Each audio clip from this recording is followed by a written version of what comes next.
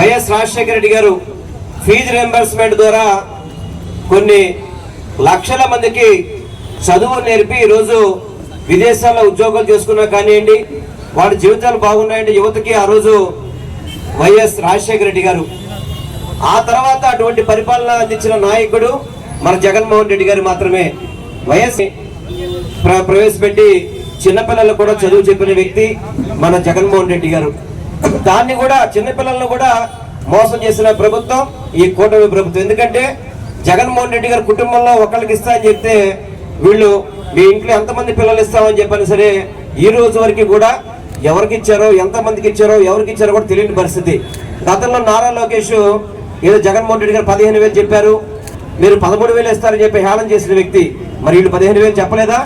మరి ఎందుకు 13,000 ఇస్తారు? ఈరోజు ఫీజు రియంబర్స్మెంట్ ఎందుకు చెల్లించట్లేదు?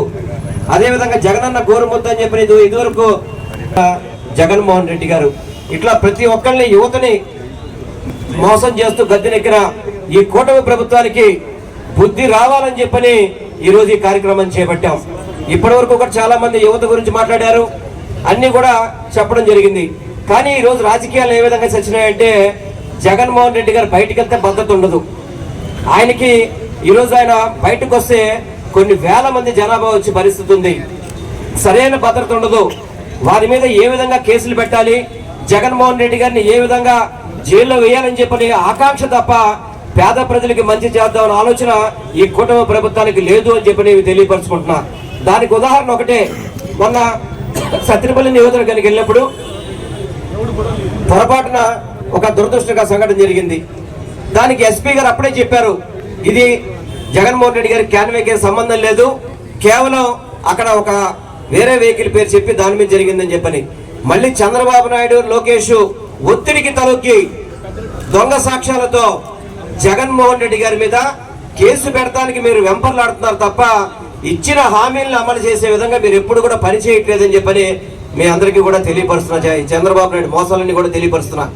ఈరోజు సుపరిపాలన అంట, ఏం చేశారని సుపరిపాలన పెడతారు మీరు? అసలుకి మీరు ఏం సాధించారని చెప్పని. ఈరోజు సంవత్సరం కాకముందే ధర్నా చౌక్ లో స్థలం కూడా ఖాళీ ఉండట్లేదు. ఎప్పుడో ఎన్నికలు ఆఖరి సంవత్సరం ఉన్నప్పుడు ధర్నా చౌక్ లో బిజీగా ఉంటుంది. కానీ ఈరోజు పక్కన 50 రోజుల నుంచి ఎంప్లాయీస్, మున్సిపల్ ఎంప్లాయీస్ ధర్నా చేస్తున్నా, స్ట్రైక్ చేస్తున్నా, పట్టించుకునే పరిస్థితి కూడా ఈ ప్రభుత్వానికి లేదు.